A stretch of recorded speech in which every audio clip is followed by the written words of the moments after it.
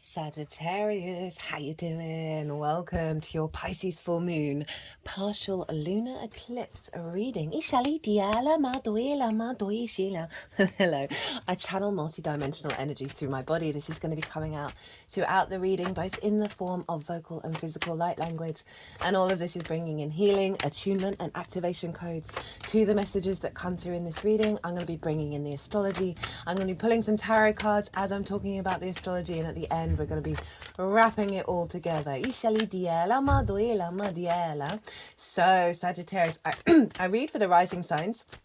And so the astrology will link in closest with those of you who have Sagittarius in the first house. If you don't have Sagittarius in the first house, look to what house it does fall in. Look to the themes of that house, and you want to apply those themes along with all the other meaning you got going on in the sign of Sagittarius to the messages that come through, because it will be as if that Sagittarius has energy has now energetically moved to the first house. So the astrology will always still link in from the rising sign. You just got to add on your own natal chart meaning on top of it.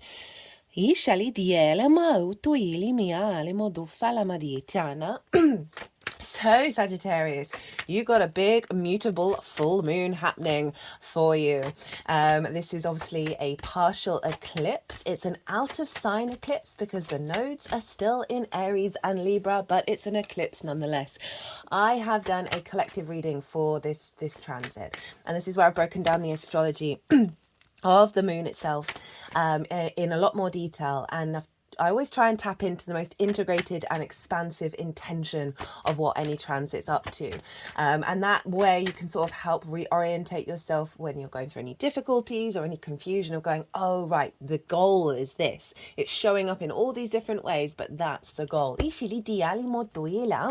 I also did a collective tarot reading as well in that beautiful spread, really beautiful.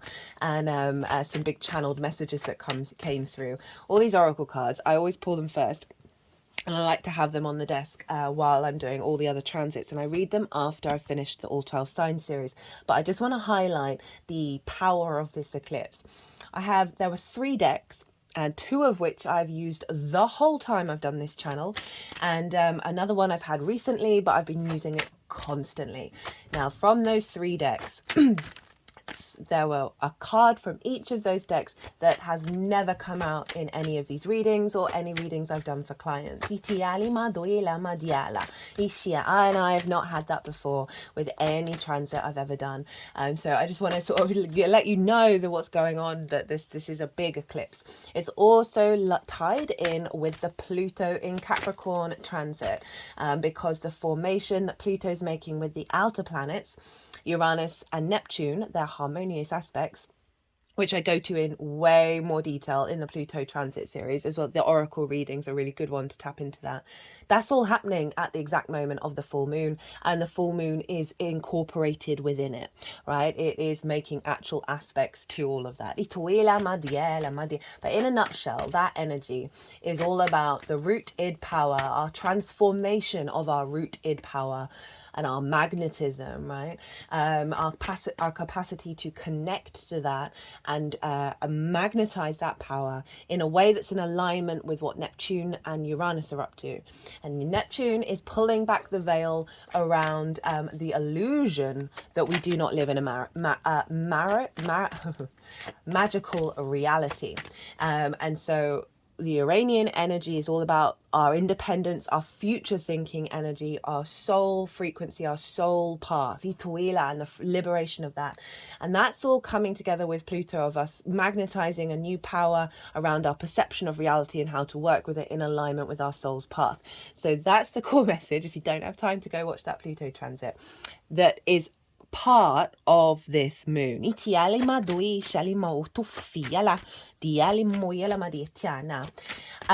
Sagittarius, where is this happening for you? This is happening. The moon is over in your 4th house, and this is your roots and foundations, your ancestors, both blood and soul lineage, the roof over your head, and the things that you do in private. It's also linked in, did I say parental figures? Parental figures and ancestors. And so it's a very powerful house. Any mutable rising sign, this is going to be happening in angular houses, 1st, 4th, 7th, and 10th. These are the points in your chart that form the foundational cross of your natal chart. And so whenever we have transits here, they mark big shifts. And obviously this is kind of a prep work in the lead up to when the nodes move signs, and you're going to have these in angular houses. And for Sagittarius rising, as I said, this is your 4th and your 10th house that are being worked on with this particular eclipse, and then the future nodal cycle. So full moon in the 4th. Full moons mark completions, they mark an elevation, big reveal, heightened intuition. We can get a lot of drama around a full moon, but I haven't really been picking up on that energy. And I work with 6-month cycles, so if you're watching this after the event, what's coming through in this reading, you're gonna is energy to sort of help you over the next 6 months that take you up to the Pisces new moon, because even though it's a closing out of an energy, a completion energy, we then get the activation code afterwards. And so that's going to be pile 1. Is the download, is the activation code, and therefore the intent, the most integrated and expansive intent of this transit. And so the tarot is going to be how that affects the Sagittarius energy on top of the collective reading that came through. So pile 1, as I said, is the most integrated and expansive intention for all my lovely Saggies, and then pile 2 is going to be how to work with it, right? How to amplify it, and really like enhance, you know, your capacity to elevate what's going on. There'll also be 2 oracle cards at the end when I finish pulling their tarot. So let's get back into the astrology. Full moon in the 4th house. So right, there's always a lot going on in the 4th. We get a lot of trauma in the 4th house as well, for, you know, the obvious reasons of our parental figures and the ancestors, right, of taking on old baggage, and having core wounds when we were growing up. This moon is conjunct Neptune and Saturn, and they are both retrograde. So there's a real refinement around your inner authority, your integrity, your maturity, your responsibility, an elevation of that, like a deeper knowing of the commitment to your roots, to your foundations.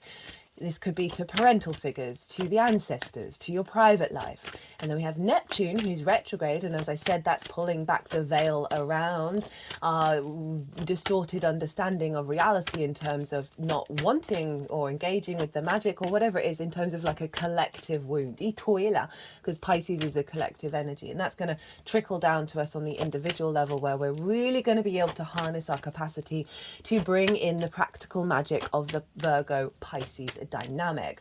But the moon in the 4th is sort of an illumination of perhaps the journey that you've been on, of healing wounds from the 4th, an elevation of your connection to the ancestors. This can be an elevation, an advancement of your relationship with your parental figures. What does home mean to you? I like to envisage a tree in the natal chart, and at the 4th house is where the root system is. And this is, we need a strong root system in order to grow and expand. And I can see a heightened elevation around our capacity to understand the magic that we are holding in the 4th, our connection to our ancestors, having some sovereignty and strength in our foundations, which is allowing us to get out of the old trauma responses and activate the crystalline grid. Now, this came through very strongly in the collective reading. And it's off the back of receiving that wisdom of the time is now from my guides and my higher self.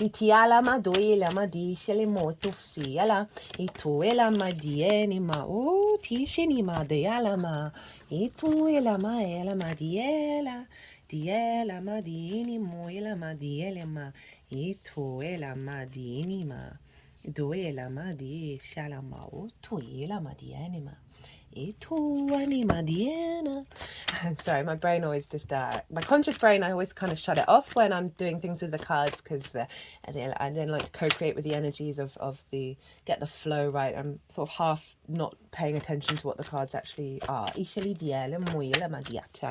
what was I saying? A real elevation of your understanding of your foundational space, right? Because we've got that root system and the crystalline grid. Oh, thank you. Right, so you may have noticed over the summer, this may not have been for you, but I've spoken to many people, and very similar themes have been coming up. We've gone through a big astrology throughout the summer, lots of squares, lots of oppositions, and that can bring about difficulties in order to liberate, right? And we've gone through quite a intensive spate of time, and we've been elevating and shifting into this new timeline, and because of that a lot of old karmic cycles have cleared out, and this really feels like a reconnection. This is to do with the Pluto, Neptune, Uranus energy of our capacity to engage in reality from a different perspective, beyond the old paradigms. Like, we've been working towards this. Your full moon, Sagittarius, was fully about releasing dogma and allowing our capacity to engage in ideologies and energies that are more integrated and expansive, more co-creation through sovereignty and autonomy. And this is what we're tapping into. And so that crystalline grid, the more that we tap into that rather than the denser grids, the more we're then in our flow and able to elevate our consciousness. And so this is what's coming through with this full moon. It's making it more accessible for us. And so this full moon in the 4th, as I said, like, this is heightened intuition at home. This may be a great time to spend at home and meditate, tap into your dreams, get some downloads from the very sort of fluky, non-rational, undulating and energy of Pisces. A sense of completion of your needs being met at home, of getting the nourishment that you need. And the flip side of that could be like having the awareness of reality, Neptune retrograde, that is pulling back the veil on certain relationships in your life, certain home situations, or your perceptions of your roots that have distorted your ability to grow your tree. And so the 10th house, where the sun is in Virgo, is where the leaves are reaching for the tree are reaching towards the sun. They're expanding outward. They are growing. And this is your life purpose. This is about your career. Career doesn't have to be life purpose. It can just help facilitate it. And it's about visibility and reputation. It's where the sun was at the peak of its arc on the day that you were born. So there's a real sense of purpose and visibility here. And the sun is there with Mercury and with Vesta. And so often wherever the sun is can highlight what's been going on over the last cycle for you. And this is an eclipse. So there's an element of a big completion, as well as another door, a bigger activation of future completion being activated that we then work with.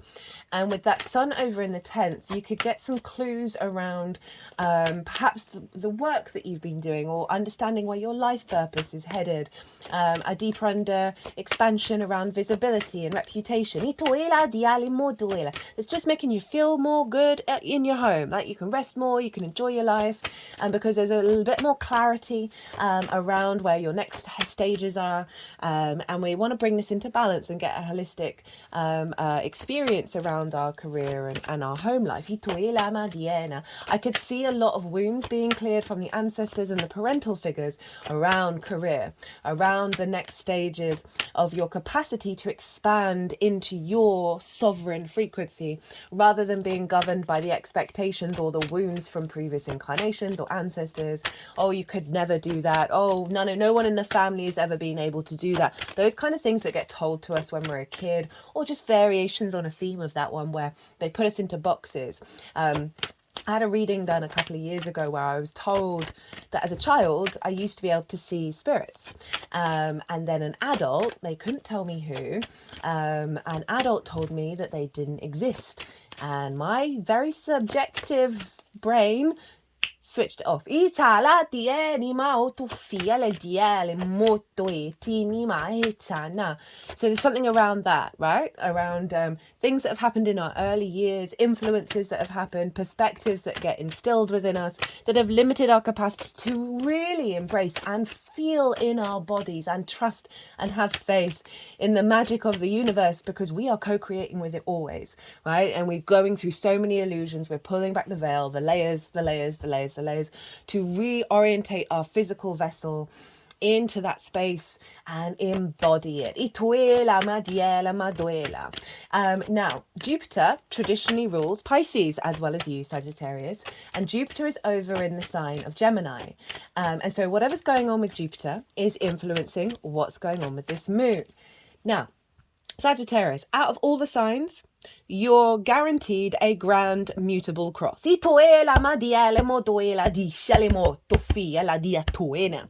At least consistently guaranteed that grand mutable cross, because Jupiter's opposite your sign in Gemini, squaring the moon, squaring the sun, opposing your Sagittarius energy. So we've had a fair amount of grand mutable crosses going on at the moment. We also had a grand fixed cross in the which transit was that? I think that was the Aquarius full moon. That we are shifting and changing a lot at the moment. Everything's still up in the air.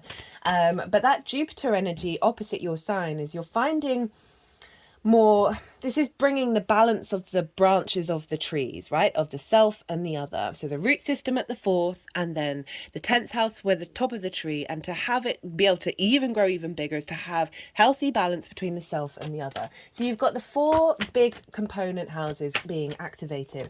And so with a grand mutable cross, you can feel like you're being pulled in lots of different directions, you know, self, other, home, work, right? Those are the sort of the key elements of those 4 houses.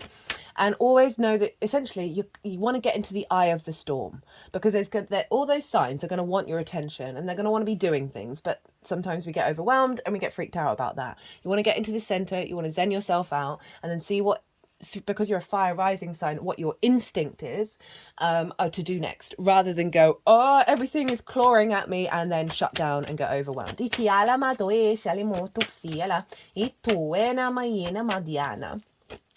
But what I was originally going to say is Jupiter rules Pisces, so it's influencing the moon, but it's in the sign of Gemini. And who rules Gemini? Well, that's Mercury. Where's Mercury? In the sign of Virgo, that it also rules. And Mercury's in exaltation in the sign of Virgo, which means it's all its qualities get raised up, like it's the best it possibly can be in the sign of Virgo.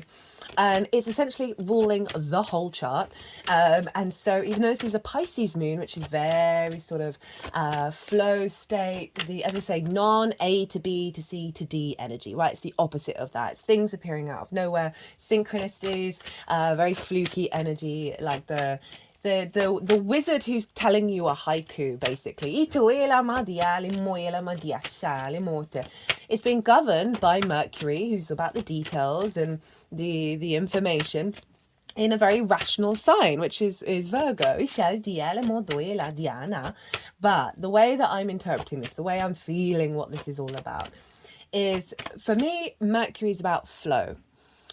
Because it's about information, and everything in the universe is information, and it's interaction with other information. And so Mercury is about that information and how we connect to it and how we share it. But it's also about flow. Mercury's very fast, so there's an element of I've got heavy mercurial energy, and I know a lot of people do and experience a lot of, you just encounter any Gemini or like comics are majoritively Virgos, because of the finesse of working with information, and the desire for flow, and the speed to it. Now that Virgo energy is all about facilitating that informational flow into the 3D world. How do we practically apply that? And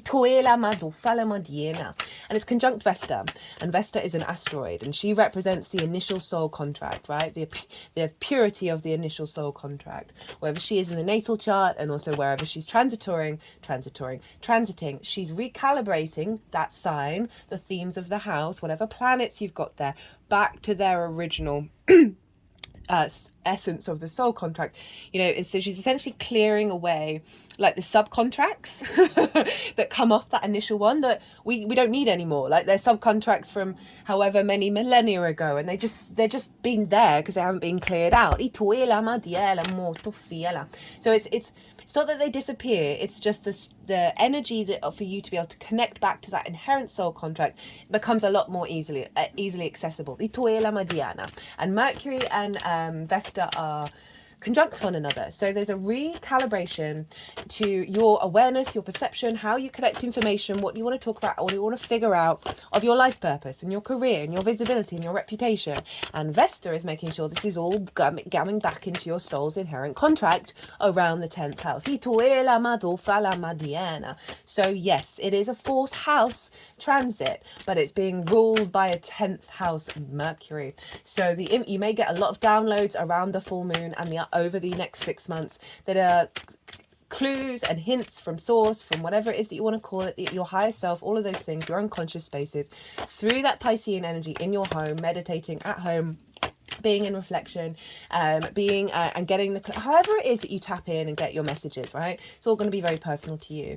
And I can see you getting a lot of clues in your home life, in your private life, when you're spending time by yourself, or it doesn't just have to be by yourself, of just getting a lot of clues around the next stage, around your life purpose and, you know, what you want to do with that. But that moon, because this is a moon in the 4th house, that moon is making sure, well, we want a holistic life, right? We want to feel good at home. We want our needs to be met. We want to have a nice time. We don't want to be burnt out, working to death. So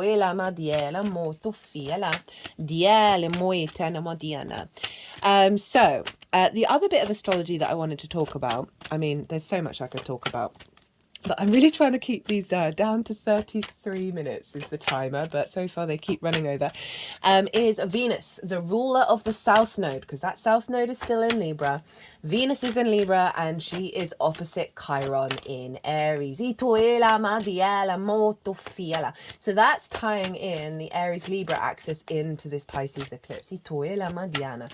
And one of the signatures I can see with this, and I've been leading with this just because, you know,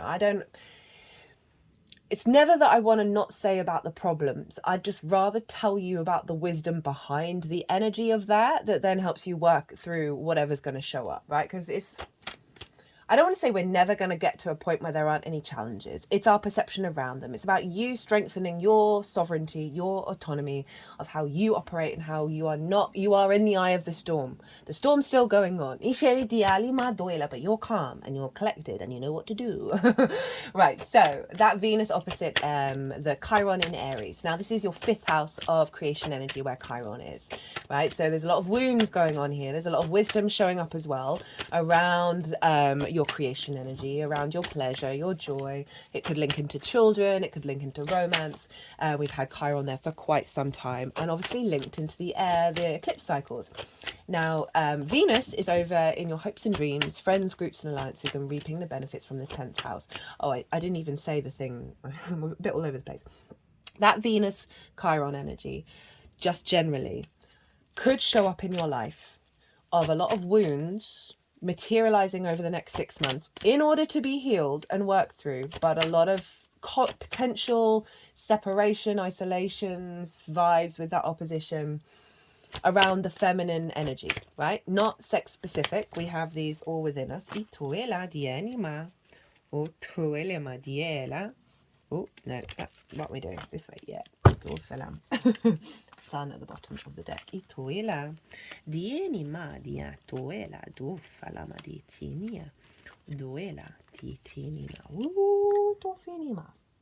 Okay, let me get those oracle cards while I finish talking about Venus. That she can be bringing up some wounds in order to do some deep healing around that, or perhaps your hopes and dreams not manifesting, connections to friends, groups and alliances, or reaping the benefits from your 10th house. There's been a blockage around your creativity, your pleasure, your joy, your amusement and games, as well as perhaps any relationship dynamics, romantic dynamics, whether you want children or not, sort of feeling that isolation of that Venus energy, or feeling it really distant away from that 5th house, that is calling on you to reflect on do I want to hold on to this anymore? How do I mitigate that, and how do I clear that out? And so the flip side to this is what I feel with that Chiron in Aries. Aries is all about it's the first one into the breach, right? Heading into new territory. With that Venus opposition, which then brings it into balance, right? Oppositions aren't always isolation or separation. It's all about balance. That she's in Libra, and Libra is the Justice card, and this is all about objectively and empathetically observing reality. And so we have this healing energy coming in from Venus that's really objective, really empathetic about any wounds that we've suffered, and it's in fact bringing good judgment, bringing balance into our understanding of those wounds, that's allowing us to go forth into new territory, but with a really good clarity around the perceptions of how we're engaging with it, that Libra energy, which is then helping us integrate that crystalline grid. Because it's the new territory, right? It's the next stage of the evolution of our consciousness. When more and more and more of us get connected to that grid and stop being connected to the old grids.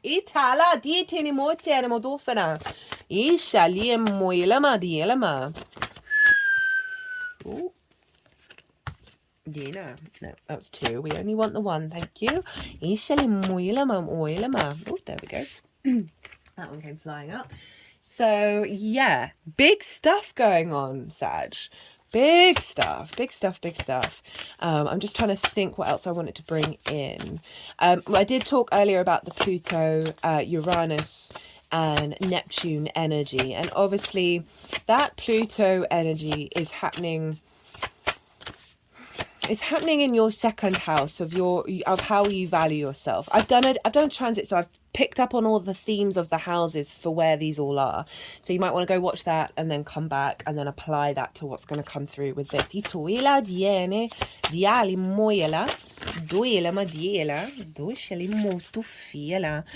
And it's also linked into your 6th house of work, right? And physical health and routines. So and that's all getting condensed down into the 4th house, but released out of the 10th. So there's a real recalibration of your root system that is influencing how you value yourself, an elevation of the way that you work, that's allowing you to walk your path over in the 10th house with more strength and conviction.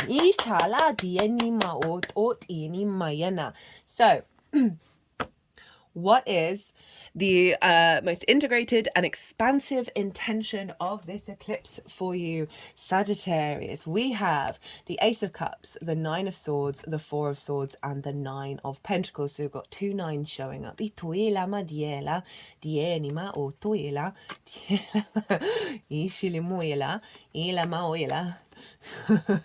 Okay, they just wanted to move those around a little bit.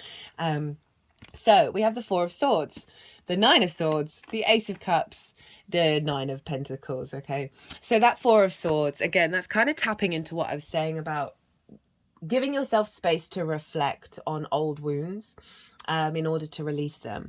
The 4 of Swords, it's in a church, and this figure is in a rest state. They're in a prayer state. They're in a state of meditation. And there's this awareness of knowing that you're being held by something bigger than yourself, right? It's giving a church, but that can be anything of this bigger, the source energy, your unconscious, your higher self. There's an awareness, oh, I'm feeling held right now. And if you notice, he's contemplating the 3 of Swords, but those 3 of Swords are not in the heart anymore. And this is sort of letting you know these are old narratives.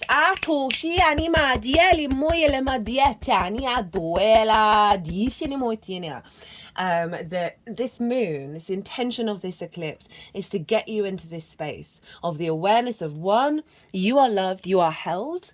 That the old narratives of the wounds around the heart doesn't just have to be romantic, can be in any area of your life. Those swords are no longer in the heart. And through this element of perhaps withdrawal, of spending time in rest, in meditation, giving yourself more space to do those things by yourself, you're going to come up with the Ace of Swords. You're going to come up with clarity and vision. This new vision that's in alignment with the divine inspiration from the Ace of Swords, that's helping you connect in a vibrant, energized way to this crystalline grid, to the power of your root system. The old stories, old narratives are falling away for the truth to come out. And the process of that is going to, the Nine of Swords in reverse. Can't even blame it on Mercury being retrograde. Goodness me. Because this is all about regret about the past and worry about the future, which means you cannot be present. This is high level anxiety, nightmares, you know, not having good sleep, not feeling comfortable and safe in your home, and it's in reverse. So the intention of this moon is to release you from this by releasing those old narratives, getting you to be present and in the now. I talk about this in the collective reading. It's to do with surrender and doing the best that you can, and that's really all we can do. Genuinely really all we can do. But that involves a level of trust within ourselves, that we are stepping up to do the best that we can. But in the long term, it gives you such peace of mind. But I love that this is following that Four of Swords of, through the process of contemplation and awareness. I mean, this is both you and the moon activating the capacity to release that Nine of Swords, right? Where you can enjoy your home, enjoy your foundational space, that it's not this dark, nightmarish place. That might not be that intense with anybody, but certainly just this level of... With Saturn being there, you would have gone through some troubles over the last, however, when did it happen? Last January, I believe. Sorry, I'm terrible with dates, which is hilarious for an astrologer.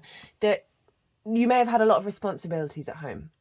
And I've been getting this general vibe from, I think, all the signs, maybe not all of them, of where I felt compelled to talk about this. I don't think I did in the collective reading. Anyway, it's irrelevant. Just, I feel called to say it, that there's an awareness around having Saturn in the fourth. I have it natally. I get it. That there's just a lot of responsibility. And it feels like a weight, it feels like a burden, and you can kind of get lost in the source with that. But trust and believe it's helping you in the long run.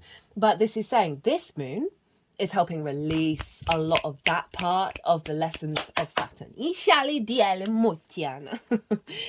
get the Ace of Cups and the Nine of Pentacles. I love this water and earth, obviously Virgo and Pisces combined. That through this journey, your water energy, your emotional body, your intuition, your dreams, your love, your memory, because we store our memory in the water. Talk about that a lot in the collective reading. Also, lots of things you can do about reorientating the memory. It's coming from a place of peace. Right, long gone are the Nine of Swords. There's an overflow here, and I love that this is coming in, because this is saying the energy of your root system is getting so much nourishment. It's getting love. It's getting this peace. It's getting this, just the where you feel renewed again. Right, whatever wounds may have been going on in the fourth, having this Ace show up is saying, there's a new energy coming in. There's a renewal coming in where you're being invigorated. You're tapping into your heart space, your emotional body in a way that isn't heavy, right? There's a lightness here and there's an overflow. And that's beautiful in terms of the relationship you have with your home, with your ancestors, with that sense of feeling safe, feeling secure, so your root system can expand, so your tree can expand. Then we get the Nine of Pentacles, Venus in Virgo. And this is a very independent energy. This figure knows what they need to do in order to cultivate a holistic life. Good work, beautiful home, happy home, abundant energy. Doesn't just have to be money, right? It's the feeling of satisfaction. It's the feeling of it, like the all parts of your life. And so that's funny. This has come up with the 7th and the 1st also being activated. All parts of your life are in flow and harmony. But it also, to get there, you've got to learn when you've got to need to say no, or when you've got to prioritize certain things. So this energy that is coming in, where you're going to be in a position where you feel good in your home, and you're also activating your capacity to cultivate abundance in the other areas of your life where everything's kind of in a flow state.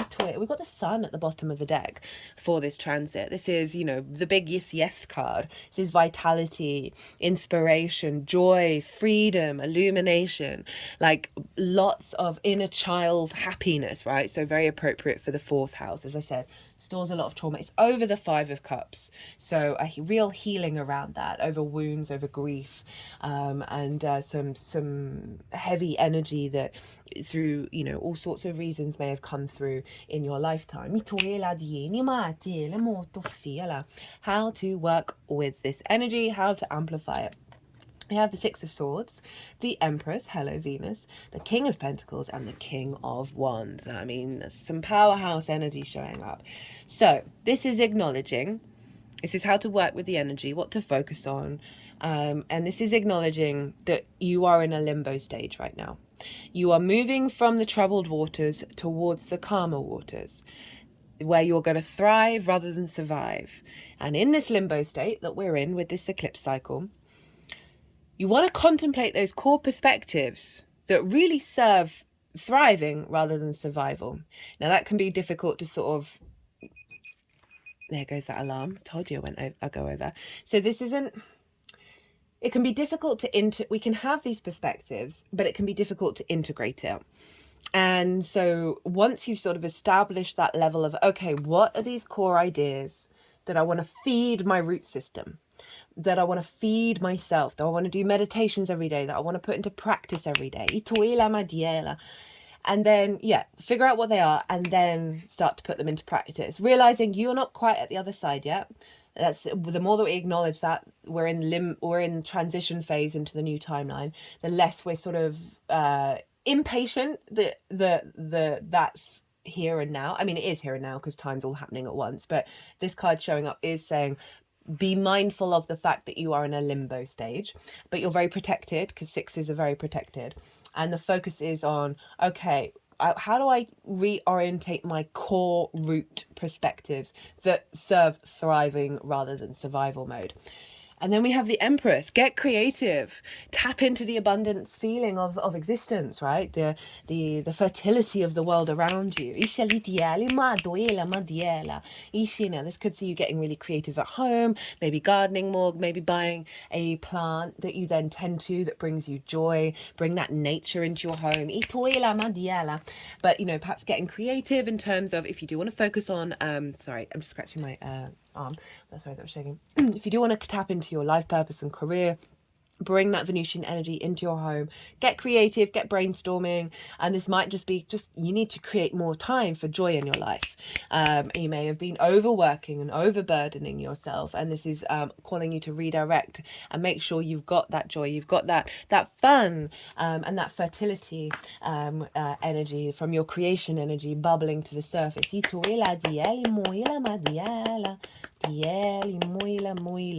So definitely this is the thriving mechanism, right? Then the King of Pentacles, King of Wands, big boss energy, right? 2 kings showing up. Of, you know, kings are very sovereign in their nature. They're very mature.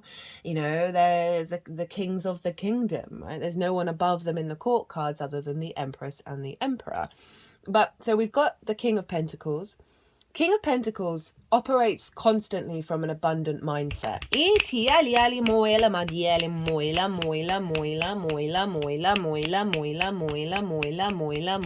is clicking around my head at the moment. And sort of looping back through the throat to the heart. And now they're going to the solar plexus and to the root. My other hand is tapping at the third eye. I think they're clearing out some blocks around our ability to access this. And at the third eye is like the deeper knowing, the deeper seeing. The best way to step into that is to not have any expectations about how your things are going to turn out. It's simply that through the act of building in the 3D, of creating in the 3D, that is in and of itself abundant. So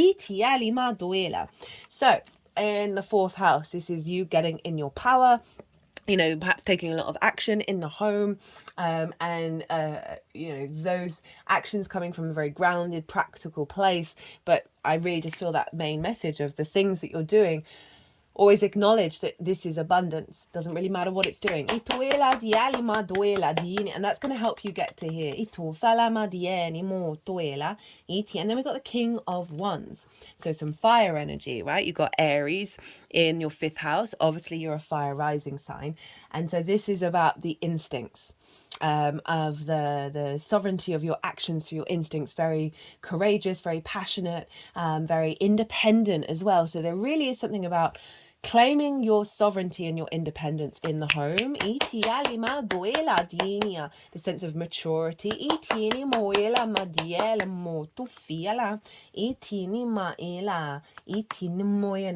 So for some of us, we can still not necessarily feel like we're mature or we're adult. I still feel like a kid, but I'm not a kid. I am certainly not a child. I'm nearly 40. It's wild. I don't feel it at all. But there's an awareness of that. And there's an awareness, that people have perceptions over... What am I trying to say? That sometimes we can be mature in what we're doing, but we don't necessarily feel like we're an adult. And that can often come from things that we learn from our parental figures that maybe have infantiled us. Where, if we can't necessarily step into that power of sovereignty, especially if we're living with others where we're comparing ourselves. And this is really saying, no, you've got to stop that. You've got to be aware of the power within yourself and take action around it. And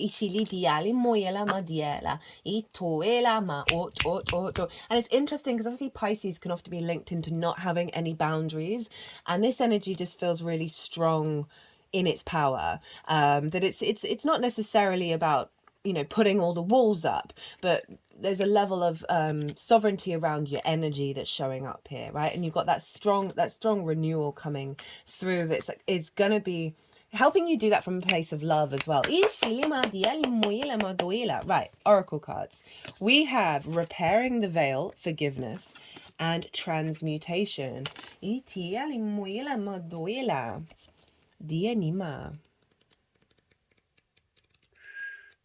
the decks in the description box, by the way. So, forgiveness, making amends, recognition of our unity. Between all of us is a thin veil appearing to be a space that separates us. We look through this veil and believe ourselves to be distinct from each other. We assume that our thoughts and feelings are our own. We see bodies and objects and the space between them, so we engage the world in relationships between a duality of us and them. This veil serves as a mysterious illusion, making it so hard to believe in our inherent connection and unity. We can't always remember that what we do to someone else, we at the same time do to ourselves. When we claw at the veil out of fear, anger, jealousy, or resentment, manipulate another, misuse our power, or allow someone's actions to diminish us, we create a wound felt by many, not just those of us in the smaller direct relationship. Now is the time to examine where your actions have caused difficulty to harm or to someone else, and also where you have been the recipient of harm. Regardless of what side you're on, it's important to take responsibility for healing this rift by bringing love, compassion, deep listening, and presence to whatever is not in harmony. Do this for you and for your own liberty, as you become an unwitting hostage once you take the role of perpetrator or victim, both positions of weakness. Let go of all your resentments, know your part in the dynamic, and make the appropriate amends with that newfound wisdom and understanding. Healing, forgiveness, and mending what is broken in your world is a sweet, much needed declaration of freedom. So I feel like this is very much in alignment with what I was saying in terms of the ancestors, and old versions of self and the parental figures of conditionings and wounds that we take on that then get recreated in our lifetime, right? That can cause difficulties, that give us ideas and perceptions of what we're capable of in this lifetime. Inherently limit. And this moon very much feels like a release from a lot of that, but there is an awareness, there's an integrity that needs to come in with that Saturn energy. And you got that showing up in the cards, especially with that Four of Swords, coming with that Nine of Pentacles, of like a confidence in your energy, through observation, through a sense of maturity, and that comes in with the kings as well, about we've all got a part to play, right? We're all in this together. And the more that we kind of accept that, the less we get out of conflict, and the more we get into co-creation, which is what this crystalline grid is all about. Don't know quite why I went into not very good song. Okay. Okay. This is What We've Forgotten Oracle by Amy Miranda. And I'm bringing this in because of Saturn retrograde, because Saturn's about cause and effect, time and karma, amongst other things. And it's retrograde. And so often with retrogrades, things come back from the past. And this is what we've forgotten that we need to be in awareness of, that serves us in this transit. Transmutation tent. The practice of alchemy began as a treasure hunt, rooted in the transmutation of metal using the 5 elements. Transmutation is defined as changing or altering an element in form, appearance, or nature, and especially to a higher form. Alchemists and other practitioners of magic throughout history argued that if we as human beings had the wisdom to create transmutations, it was because Source had given us the ability to do so. Let us be clear, transmutation is not editing DNA, cloning, or adding technology to the already perfect designs of Creator. Hard no. We know this because the majority of spiritual practices on the planet have one very clear and consistent message: harm to none. Magic in alignment with Source is much more effective and powerful. When we try to see energy as packages, we can remember that we don't have to accept the packages. We can return energetic packages to sender, and most importantly, do it with love. You can even use your hands as a physical ritual to send the package back, no thank you, and push that energy back. You can imagine pushing it back into the web of life with some flowers and back to the shore of whoever sent it with love. By adding a positive charge to the energy, we're adding plus to a minus. We're neutralizing it, and we're making sure that the sugar isn't going to anyone's tank, because we're all connected. Try to think about any moments where you might want to add more energy to a situation or relationship to bring things back to neutral. How can you return the energy with flowers? Now that, again, linked into all of that ancestor, home, parental energy, right? A lot of things that aren't to do with you, that aren't yours, that also happen to you, but aren't part of how you truly want to operate. I love that that's come up with that 4 of Swords energy. And I love that it had to the shore, because you're leaving one shore to another. Of that, this can be a really great practice to do over the next 6 months. So really do like that for you, my loves. Sagittarius, be good to yourselves, be good to those around you, safe travels, and be well until we meet again.